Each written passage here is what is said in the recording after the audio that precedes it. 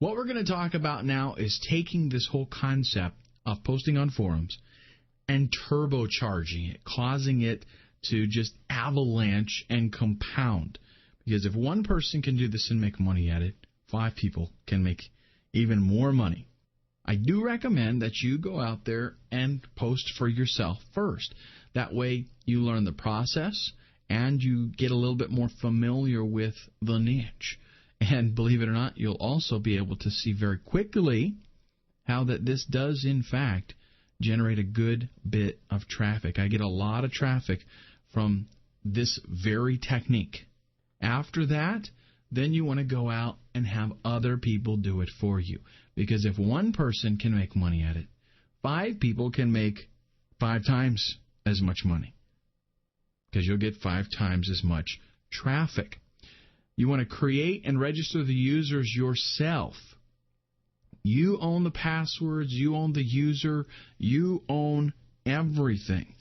Then you're going to go and post a project on elance.com, on rentacoder.com, on guru.com, or you can use ifreelance.com, any one of those kind of sites that you're familiar with. All it is, if you haven't ever used these freelance sites, is you go there and you post a project. People bid on the project. They tell you how much they'll charge to do it. Then you pick somebody to do it for you. They do the job, and you pay them. That's it. It's very simple. It's also very competitive. So you can get things done there for, pennies on the dollar in a lot of cases. Again, point the user accounts that you create to an email that you set up. It is normal to have 5 or 6 different accounts on one forum. Eventually, you're going to have different people posting there for you. Each one of those accounts needs to have a different email address. So you can set up a Gmail or Hotmail account or something. Keep track of all of this stuff in Excel so that you know which account is on which forum and what email address is being used. You can reuse the email addresses on different forums, but you'll need to have, if you've got 5 people on the same forum, they'll each need a unique email address. But you're going to have these people posting 20 posts a day, each one. If you got 5 people eventually doing that, then you're getting 100 posts a day. And by the way, when you set the account up, pick something that's, like Guitar Guru or something. Not something that just is very generic, John 3:8-2 or something like that. When you post these jobs, list your requirements very, very emphatically. Like there's no question.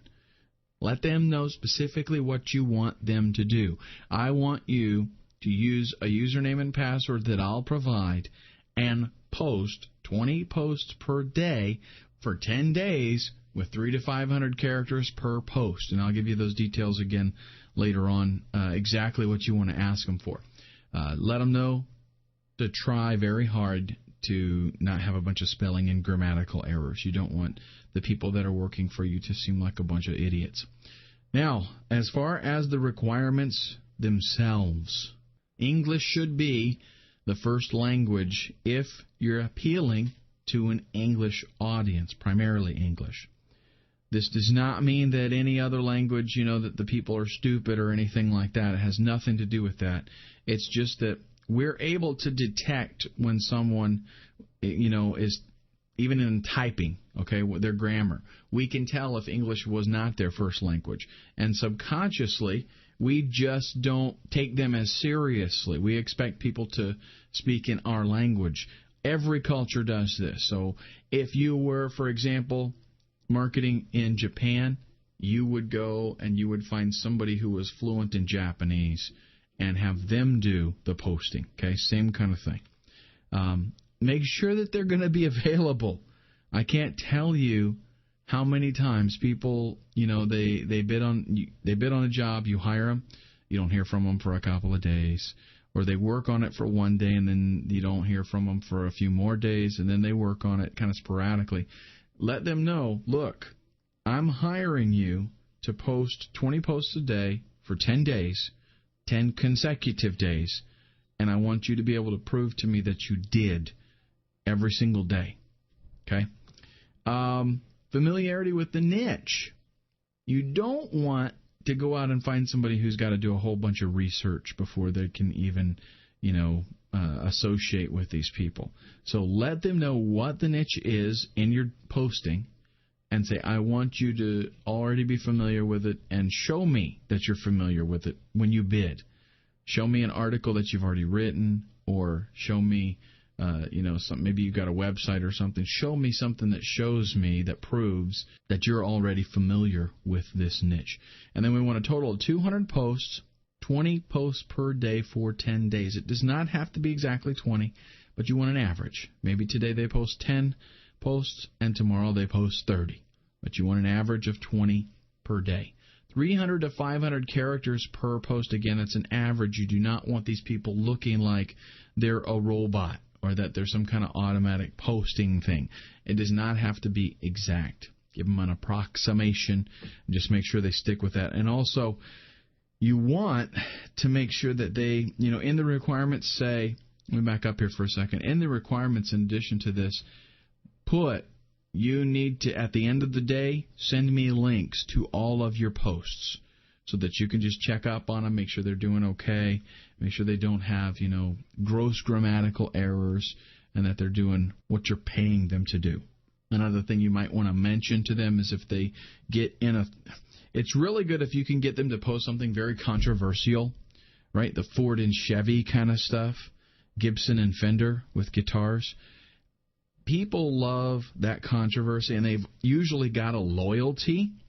I know my wife, if you start talking to her about, Ford, she will just, the hair on her neck stands up, and, she gets really into it.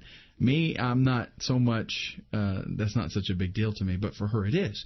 Well, a lot of people are like that in different niches, and they've got an opinion, and if you raise a controversial question like that, it could be something so simple as going to a forum and saying, hey, I'm thinking about getting a new guitar. Which is better, Gibson or Fender? All of a sudden, not only Gibson and Fender players, but you're going to have people from Ibanez, Yamaha, Washburn, all kinds of people are going to be posting their preferences.